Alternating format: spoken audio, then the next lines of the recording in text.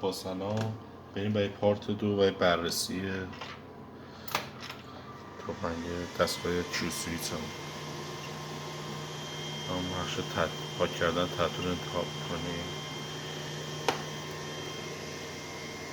من سریع 532 میبندیم.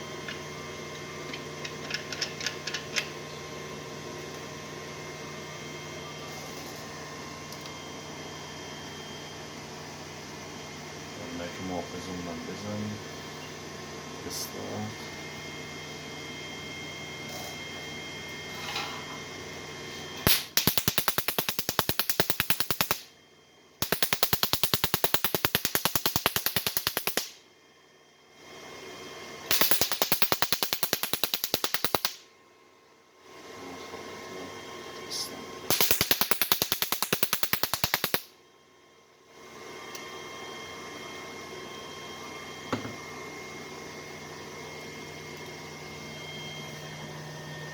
بعد با این هم میتونیم برشونشون کم زیاد قدرت لیزر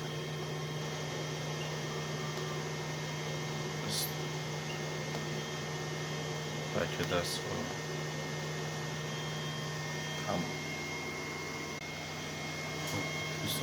این هم که پاورش هستش که مینی ژول هستش که بالاترینش 2000 میتونیم با اون تنظیم کنیم بالا پایین کردنش رو. این هم هرتز دستگاهش که ماکسیمومش این که پاور ماکسیمومش 2000 بود و هرتز دستگاه ماکسیمومش 10.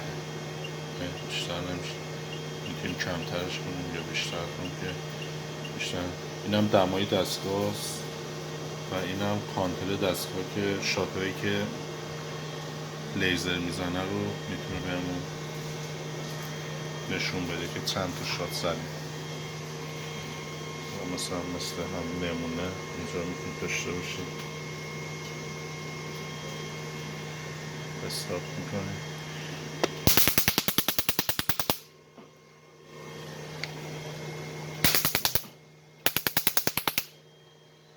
به این شکل و میتونیم برای کارهای مختلف سریعاش هم عوض کنیم. هر کدوم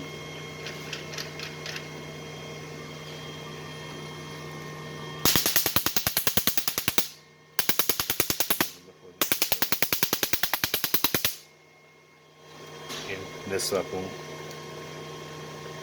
شاتاش ریزتره.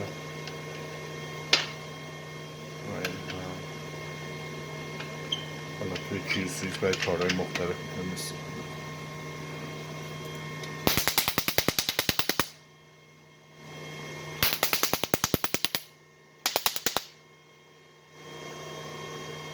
من بعد بررسی دستگاه کیوسویت که الان پاورمون 2000 هرتزمون 10 دمای دستگاه به 28 درجه رسیده و شاتی که زدیم کلا 120 بود.